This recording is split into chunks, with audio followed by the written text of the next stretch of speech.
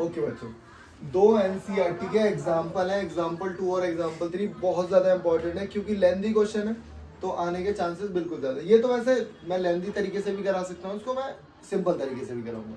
तो पहले सबसे पहले अभी यहाँ पे प्रूफ दैट करना है, ये टू प्रूफ है। ये क्या भाई आपका टू प्रूफ कि जो एंगल टी है, अब इसको ना ऐसे भी लिखा जा सकता है पेपर में, तो कंफ्यूज मत होना। ए टी पी, तो मैंने लिख दिया ए टी पी जो होगा वो ट्वाइस होगा हमारा ओ ए पी के, ओ ए पी के। लेकिन हम लोग क्या करेंगे, पहले ही इसको इस तरीके से बना देंगे कि टी जो है वो ट्वाइस ऑफ एक्स है। एक्स ले लो, आप इसको एक्स ले लो और इसको ले लो वाई, इसको एक्स ले लो और इसको ले लो वाई।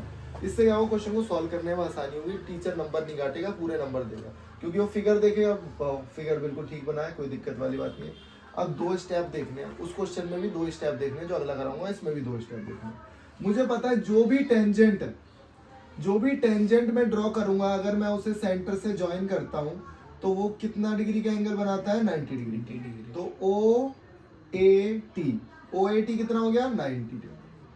और ओ ए टी बना किससे मिलके है, x plus y is equal to 90। Step 1, ठीक है। आया समझ में कि भाई जो भी टेंजेंट है जब वो सेंटर से मिलता है तो कितना डिग्री का एंगल बनाता है, 90 डिग्री का एंगल बनाता है। तो ये दोनों को मिला के हो गया 90।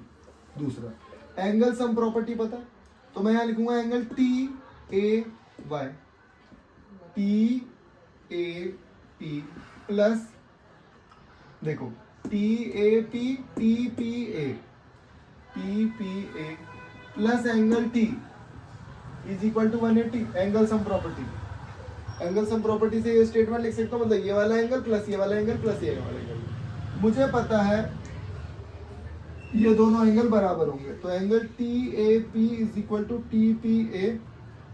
और क्या लिखूंगा बताओ, लिखूंगा टी ए बराबर टी पी। क्यों, tangent from external point are equal, tangent from an external point are equal. तो ये दोनों टेंजेंट इक्वल है, अगर टेंजेंट इक्वल है तो एंगल भी इक्वल होंगे। सिंपल सा लॉजिक है। तो मैं इसे लिखूंगा भाई y plus t is equal to 180। अब क्या मैं इसको लिख सकता हूँ 2y plus t is equal to 180। दो तरीके, या तो y की वैल्यू यहाँ से उठा के वहां पटक दो, तो y की वैल्यू यहाँ से उठाऊंगा तो क्या लिख सकता हूँ बताओ, y की वैल्यू 90 माइनस एक्स लिख सकता हूँ। तो लिखो यहाँ पे 2 into 90 minus x plus angle T is equal to 180। अंदर भेज दो, 180 minus 2x plus angle T is equal to 180। 180 से 180 कट गया, 2x को उधर भेज दो, angle t is equal to twice of angle x। हो गया प्रूफ। इतना ही करना होता है इसमें। अब ये वही तो मैं कह रहा हूँ, लिखना कैसे, बहुत बहुत अच्छा है। और पता है कई बार तो सिंपल पूछ लेगा, बोल देगा ये है 50, बताओ ये कितना है, x कितना है। तो आपको ये वाली प्रॉपर्टी बतानी चाहिए, ये 50 है तो ये 25 होगा, हाफ होगा, ठीक है।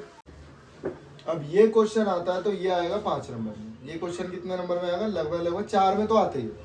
अब इसमें क्या करना है, हमें ध्यान से देखना कि हमें टीपी निकालना। मुझे पता है ये दोनों तो बराबर ही होंगे, टीपी और टीक्यू, ये निकालना है मुझे। टीपी क्या क्या दे रखा है मुझे, रेडियस दे रखा है भाई, रेडियस है 5, ठीक है लिख दिया 5। और पी क्यू दे रखा है, मतलब ये कॉर्ड की लंबाई दे रखी है 8। अब इतना ही फिगर दे रखा है बस। अब सब कुछ कंस्ट्रक्शन हमें करनी है, दिमाग सब हमें लगाना है क्योंकि क्वेश्चन चेंज नहीं होगा, क्वेश्चन आने को यही आ जाता है क्योंकि टफ क्वेश्चन है। यहाँ से यहाँ ज्वाइन करूँगा, यहाँ से अगर क्या करूँगा ज्वाइन, ठीक है। अब मुझे ये बताओ ये कितना है, 8 है, तो ये कितना है, पूरा है 8, तो ये कितना हो जाएगा भाई 4। अब इसे नाम दे देता हूँ मैं, इसे n लिख देता हूँ। तो मुझे बताओ क्या ये ट्रिपलेट है, तो मैं ऐसे लिखूंगा, पहले पूरा प्रूफ करके लिखूंगा। पीओ का स्क्वायर होगा, पीओ का स्क्वायर पीएन के स्क्वायर प्लस ओएन के स्क्वायर के बराबर, अरे है ना, बहुत बढ़िया। तो ये हो गया भाई 5 का स्क्वायर, पीएन का स्क्वायर 4 का स्क्वायर, उठा ले फोन उठाना है तो ओएन का स्क्वायर, इसको इधर भेज दो। 25 में से 16 गया, बचेगा 9। ओएन का स्क्वायर, तो ओएन आ गया हमारा कितना 3। ओके ठीक है, तो भाई ये कितना हो गया 3। अब याद क्या रखना है इसमें, याद ये रखना है इसमें 90 डिग्री के कितने ट्रायंगल बन रहे थे, यही दिमाग में कंसेप्ट रखना और कुछ नहीं रखना कि 90 डिग्री का ये तो एक ये बन रहा है, ये रहा 90 का, ठीक है, एक 90 का ये बन रहा है जो कि मैं ऑलरेडी ले चुका हूँ, और एक 90 का बन रहा है ये ओ पी टी, क्योंकि टेंजेंट जब भी टकराता है वो सेंटर से 90 डिग्री का एंगल बनाता है। तो दोबारा सुनो कितने 90 डिग्री के एंगल बता दिए। एक तो हम कर ही चुके हैं सॉल्व, एक 90 का बन रहा है ये वाला T N P, T N P,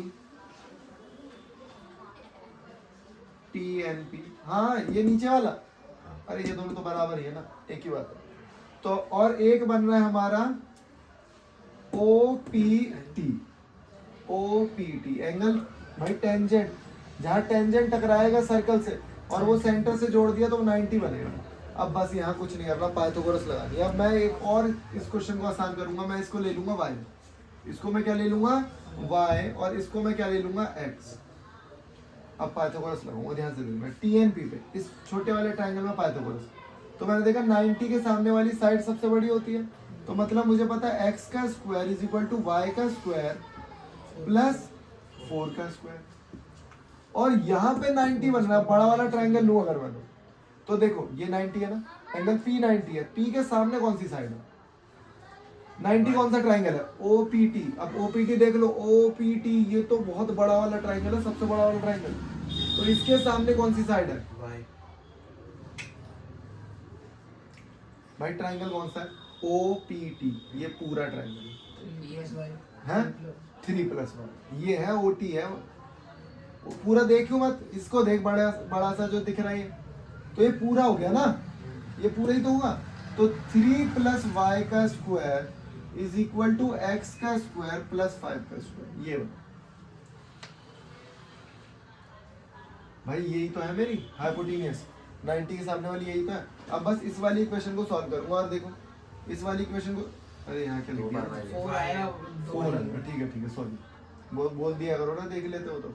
अब x स्क्वायर की जगह क्या लिख सकता हूँ, ये तो इस इक्वेशन को उठा के यहाँ रख दूंगा, तो मैंने देखा 3 + y का स्क्वायर, x की जगह क्या लिखूंगा, y स्क्वायर प्लस 4 का स्क्वायर प्लस 5 का स्क्वायर, इसे ओपन करूंगा, a का स्क्वायर प्लस b का स्क्वायर प्लस 2ab 6y, और ये y का square plus 16 plus 25, y square से y स्क्वायर कट गया, तो ये बचा 6y, इन दोनों को प्लस करो माइनस करो, 9 आएगा 32, y आ गया आपका 16/3, 2 से मैंने काट भी दिया, y कितना आ गया 16/3। अब देखो ध्यान से 16/3 यहाँ रखोगे ना, 16 का स्क्वायर सर, हाँ